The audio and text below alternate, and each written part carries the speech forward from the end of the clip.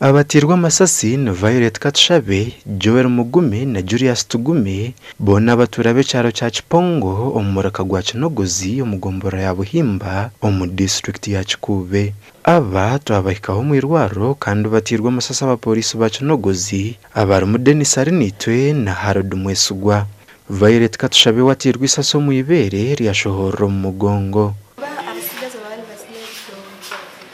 Sanga ni befora nyakaba kurwana choka ni basandara tari kurwana acho bakakuraga ni basandara batanka kutera amasasi kizikirugirire gati ikizibu kituma yakirugirire na tusangirike tuwemereye amasasi ngavuga dibaire biduho bali kuri mbuge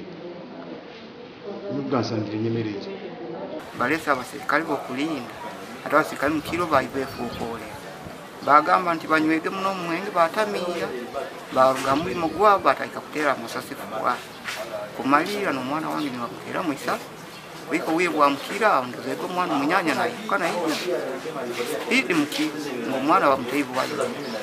Fred Kasangaki isho mumbatirwa amasasi na inda government febera abasirikare bayo abahutiza abantu mu bwire bwo kubaho burinzi nabweke warabatuwe ninge muri mu gukoro mu Burundi ndo abafrika bagenze ko muri mu kwabo bagukoro mu kuhikire abatakusaba ko muri mu gataguba ndizero gukora baguleke mundu ujya ko muri mu gukora muri ngo bakuragiye.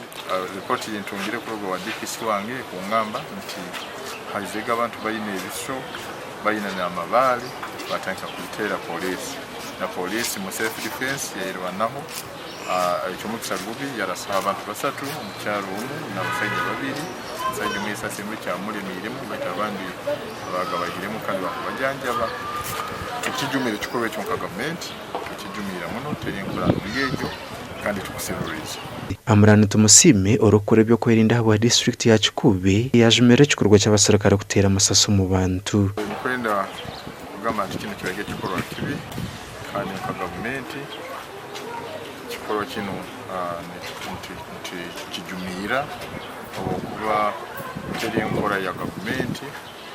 yokorora nti abantu abasirikare bayitu nibe yambisa kubi emono. Twaganireho n'umugamirizi wa polisi abo cyange cyamwitanze igihe Julius Hakiza kandi nshongeje yagigambaho ati abasirikare benshi nibo batera amasasi ndetse